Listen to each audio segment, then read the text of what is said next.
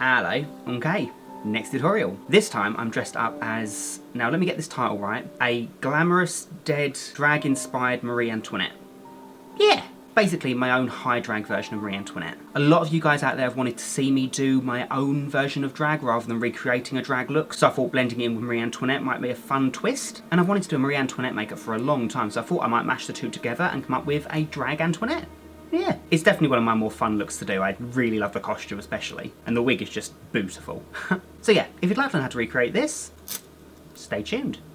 So as you can guess for this tutorial, I'm going to start by blocking out my eyebrows, so I'll pop a link on the screen right there. That video will teach you guys how to block your eyebrows out so I don't have to recap it in this video. So I'm just going to go block my eyebrows out.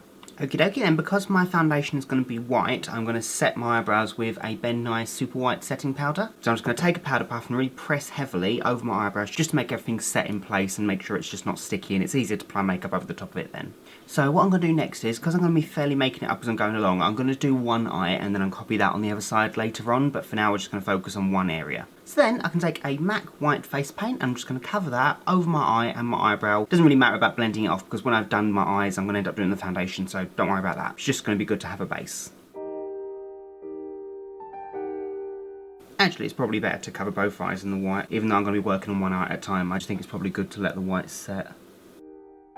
Okay, the reason I'm not doing my foundation first is generally whenever I do like a big drag eye, I tend to like doing the foundation last just so I can clean up any fallout that might fall down, any pigment that might just mess up the foundation, especially considering this is white, it'll get tainted very easily. So I like doing the eyes first. So then I'm going to take a MAC fluid line in black track and a sharper than sharp angle brush. This thing needs to be really sharp to get like a really nice precise edge. I'm going to start drawing on a really thick eyeliner, so I'm going to mix it between, I think, Trixie Mattel and Prince Poppycock. I think that would be a good theatrical mix for this. So I'm going to go underneath my eye and then wing it up really high.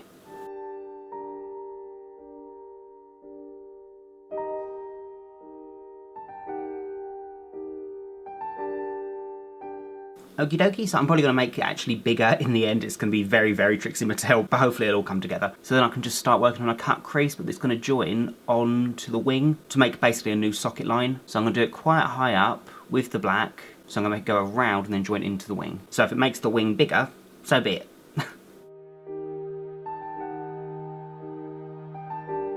So it still follows the shape going around. Don't worry too much about this area here because I'm going to cover this, I think, in like a really nice white glitter. But for now I'm going to work on the eyebrow shape. So I'm going to take a Superstar black watercolour and I'm just going to start really lightly with hardly any water, just slightly tracing on the shape that I want because I'm going to do a really thick, really arched brow.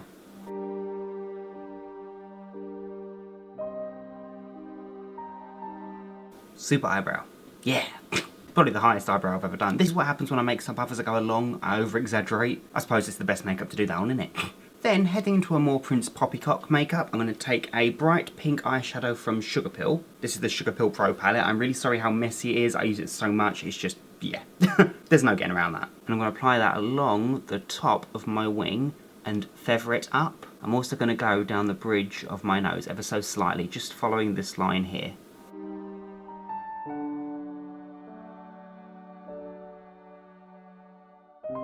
Then I can do the same with the pink underneath my eye, not too far out. It's not going to really be seen because there will be bottom lashes, but there will be hints of pink. Don't go all the way up and don't join it to the peak, because otherwise it will just be too much pink on there and it will mess up the contour that I'm going to do later.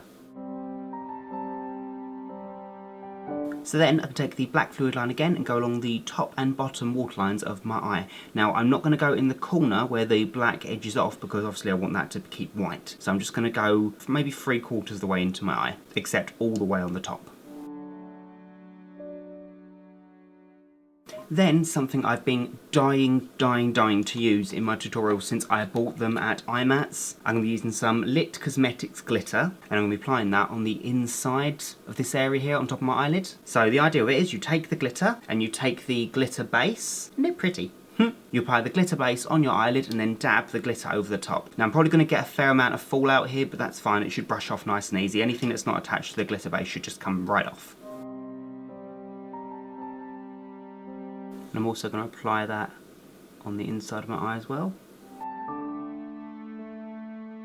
Okay, super glare. Yeah.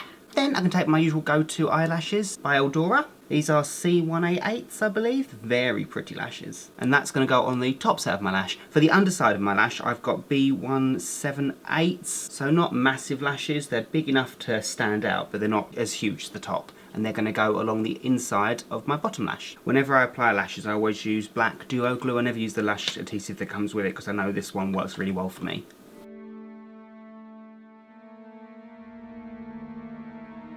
I tend to trim the inside of the top set of false lashes so I can pull it along just so there's not too much overhang, because anything that goes along here tends to make the lid look a little bit droopy, so I like making it so the lashes meet along the bottom here. Then I've got the fun task of replicating this on that side. So I'm just going to go do that. Okie dokie. So then I can take the white watercolour once again and I can colour my face and ears. I'm not going to colour my neck because I'm going to move on to that afterwards.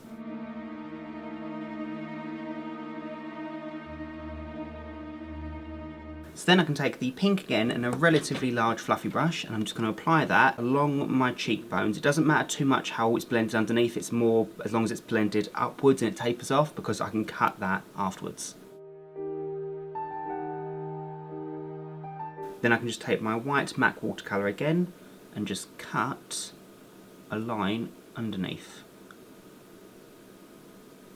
My little way of cheating whenever I do a drag makeup. It gives that really sharp edge and it just forces the gradient into perspective, so you've got the dark to light. Then I'm just going to do that on this side. Then with the pink again, I'm going to go down the sides of my nose. And then again with the white, I can highlight down the middle. Then with the pink again, I'm going to go along my hairline and my temples, just blending it downwards. Then, taking a Kryolan face liner pencil in black, I'm going to start tracing on the shape that I want for the lips. So I'm going to have a full lip, except the sides are going to be quite thin. It's going to be the middle parts that are going to be the biggest, almost like a pout, like a bee sting look.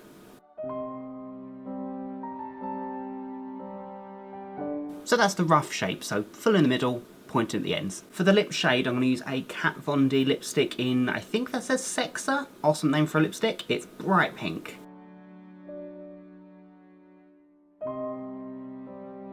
Then I'm just manipulating the edge of the pencil inwards, just to add a nice gradient so it's darker on the outside and lighter in the middle. If you need to, you can always go over the liner and then smudge it in if you need more colour. Then I'm going to take a liquid eyeliner. This is by Maybelline and this is their Master Ink in black. And I'm going to apply a little tiny heart beauty mark, just about there I think.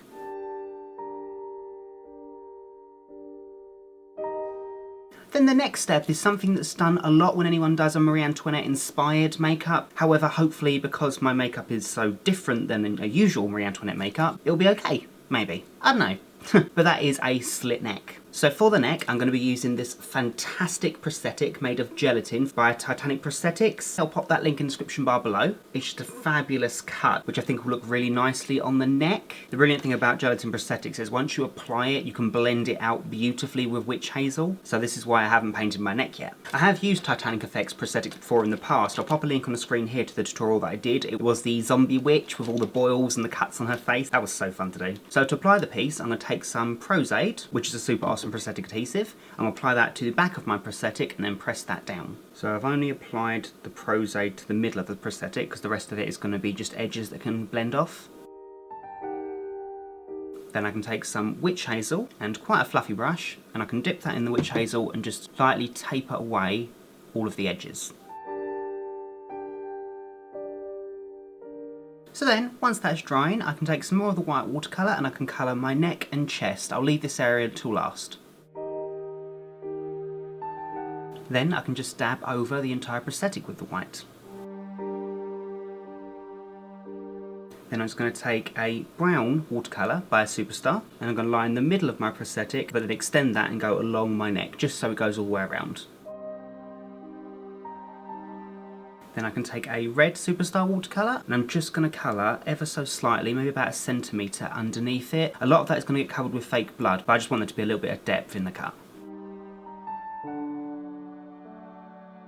Then onto the fake blood. So the blood I'm going to be using is a dark stage blood by Superstar. I'm going to apply it quite heavily on the actual cut itself and allow it to trickle down of its own accord. Because I don't want to force the blood down, it will just look too artificial. So I'm going to apply it really heavily in the neck area and then let it fall down.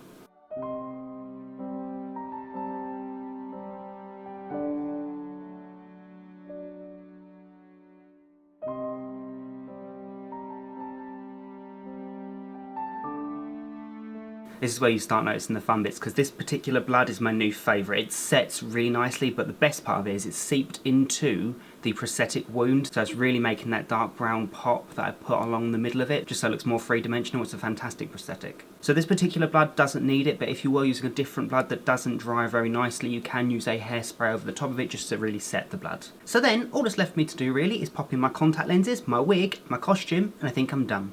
And there we go, that's my look officially complete. So I finished the look off by popping in 2 white mesh contact lenses that I got from camowise.com. I'll pop their link in the description bar below. I just think it adds to the theatrical look of it, and it just makes it look more dead, I guess. The wig I actually just got off eBay. If I can find the link again, I'll pop the link in the description bar below. I just thought it made a nice change from the regular Smithies period wigs. And this absolutely stunning costume, which you'll see more in the introduction and in the photos, but this is my most favourite costume ever. It's this beautiful, stunning dress I got from buycostumes.com. I'll pop that link in the description bar below as well. I think they call it their Elite Ghost costumes, something like that. Either way, it's just beautiful. It's definitely my favourite costume I've ever got so far. The last props, which you would have seen from the introduction, is my little fan, very dainty and pretty.